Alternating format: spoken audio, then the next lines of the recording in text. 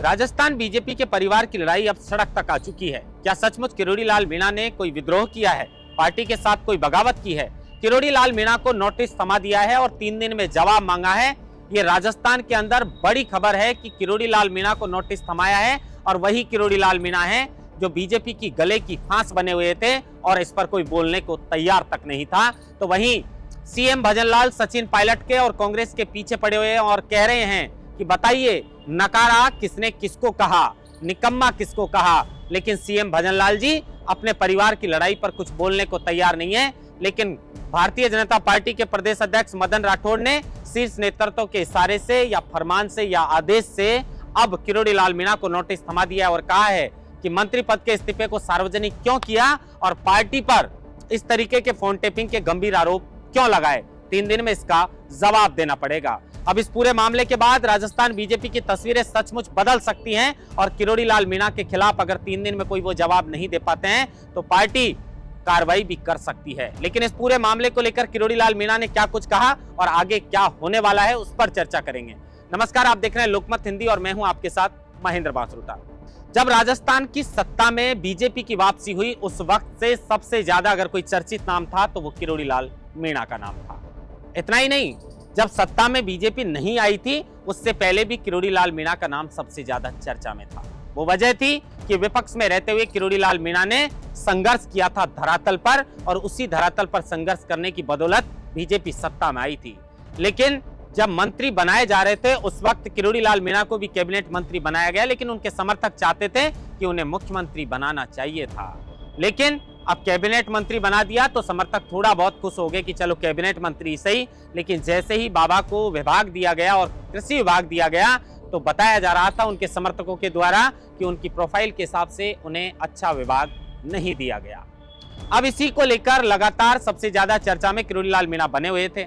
उसके बाद राजस्थान में लोकसभा चुनाव होते हैं और लोकसभा चुनाव में किरोड़ी लाल मीणा जनता से वादा करते हैं कि अगर पूर्वी राजस्थान की इन सीटों पर जीत हासिल नहीं होती है तो मैं मंत्री पद से इस्तीफा दे दूंगा। वही किया किरोड़ी लाल मीणा ने, मंत्री पद से इस्तीफा दे दिया। लेकिन आज तक वो राजस्थान की बीजेपी सरकार किरोड़ी लाल मीणा का जो इस्तीफा दिया था उसको मंजूर ही नहीं कर पाई। अब बड़ी विडंबना है कि अब किरोड़ी लाल मीणा को इतने पुराने मामले को लेकर आज नोटिस थमाया है, लेकिन साथ में फोन टेप वाला मामला भी जोड़ दिया गया है कि बताइए किरोड़ी लाल मीणा जी, आपने जो मंत्री पद से इस्तीफा दिया था उसको सार्वजनिक क्यों किया, पार्टी के साथ अनुशासनहीनता क्यों की, पार्टी की छवि को धूमिल क्यों किया और फोन टेप वाले गंभीर आरोप जो आपने लगाए हैं निराधार, उनके पीछे क्या आधार है? आपने इस तरीके के गंभीर आरोप पार्टी पर क्यों लगाए हैं? तो इस पे पूरे मामले पर किरोड़ी लाल मीणा ने कहा है कि मैं तो अनुशासित सिपाही हूं, पार्टी का नोटिस का अभी तक मुझे पता नहीं है, लेकिन जैसे ही मुझे नोटिस प्राप्त होता है तय समय अवधि में मैं पार्टी को जवाब प्रेषित करूंगा। अनुशासित सिपाही किरोड़ी लाल मीणा अपने आप को बता रहे हैं, लेकिन पार्टी अनुशासनहीनता बता रही है। आज भी वो कैबिनेट मंत्री के पद पर बरकरार हैं। किरोड़ी लाल मीणा सबसे ज्यादा दौसा लोकसभा चुनाव में हार के बाद जो मंत्री पद से इस्तीफा दिया, उसके बाद कहीं ना कहीं जब किरोड़ी लाल मीणा के भाई जगमोहन मीणा को दौसा से विधानसभा के उपचुनाव में टिकट दिया गया और जब उनकी हार हुई तो अप्रत्यक्ष रूप से मानो या प्रत्यक्ष रूप से मानो किरोड़ी लाल मीणा ने अपनी ही पार्टी के नेताओं पर आरोप लगाए थे। उन्होंने कहा था कि पीठ पीछे खंजर भौंकने का काम किया है और उसी बात को लेकर प्रदेश अध्यक्ष गोविंद सिंह डोटासरा ने कहा था कि बताइए भजनलाल जी, जो भाई माना था आपको किरोड़ी लाल मीणा, उसी के पीठ पर आपने खंजर भौंका था। चर्चा शंकर लाल शर्मा को लेकर भी थी। तो क्या सचमुच सीएम भजनलाल ने पीठ पर खंजर मारा है? पता नहीं, लेकिन इस तरीके के आरोप लगे थे और प्रदेश अध्यक्ष गोविंद सिंह डोटासरा ने भी ये बात कही थी। खैर, उसके बाद किरोड़ी लाल मीणा लगातार सब इंस्पेक्टर की भर्ती को लेकर मुखर नजर आ रहे थे और वो ये कह रहे थे कि जनता के सामने जब हम विपक्ष में थे उस वक्त जिन मुद्दों को उठाकर और हम सत्ता में आए हैं, अगर उन मुद्दों को मार दिया जाएगा तो फिर क्या फायदा है?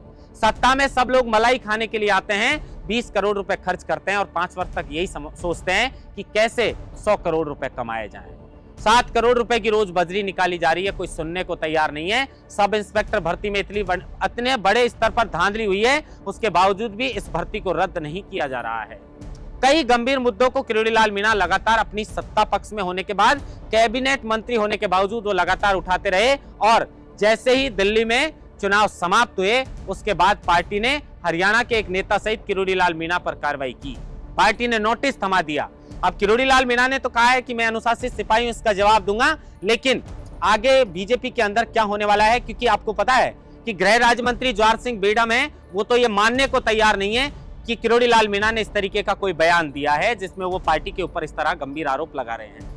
राजस्थान के उप मुख्यमंत्री प्रेमचंद बैरवा भी कल मैं खबर में बताया था कि वो मानने को ही तैयार नहीं है कि उनकी पार्टी के कैबिनेट मंत्री किरोड़ी लाल मीणा ने अपनी सरकार पर इस तरीके के कोई गंभीर और संगीन आरोप लगाए हैं कि पार्टी ने उनका फोन टैप करवाया और सीआईडी उनके पीछे पड़ी हुई है। लेकिन किरोड़ी लाल मीणा ये भी कह रहे हैं कि मैं सच के साथ हूं और अगर सच के साथ चलूंगा तो मेरा कोई कुछ नहीं बिगाड़ सकता। हाजी के दरबार में जो नाजी कहेगा वो मरेगा और मेरी हाजी कहने की आदत नहीं है। शायद इसीलिए कई बार वो कैबिनेट बैठक से गायब रहते हैं, तो कई बार पार्टी की जो बैठकों से गायब होने के अलावा जब विधानसभा का बजट सत्र की शुरुआत होती है तो तबीयत खराब बताकर किरोड़ी लाल मीणा उससे छुट्टी ले लेते हैं। किरोड़ी लाल मीणा ने जब छुट्टी ली तो उसके बाद भी विपक्ष ने सत्ता पक्ष से सवाल पूछे और लगातार जब गंभीर आरोप किरोड़ी लाल मीणा ने फोन टैप के लगाए तो सदन से लेकर सत्ता पक्ष से सड़क तक जो है वो जवाब मांग रही थी कांग्रेस सरकार। लेकिन अब पार्टी ने जो है वो बड़ा एक्शन लिया है और किरोड़ी लाल मीणा को इस मामले को लेकर नोटिस थमाया है। अब इस नोटिस के बाद किरोड़ी लाल मीणा इस नोटिस का क्या जवाब देते हैं ये देखने वाली बात होगी और इसके बाद पार्टी क्या सचमुच किरोड़ी लाल मीणा के ऊपर कोई कार्रवाई करती है? क्या किरोड़ी लाल मीणा बीजेपी से दामन छुड़ा सकते हैं?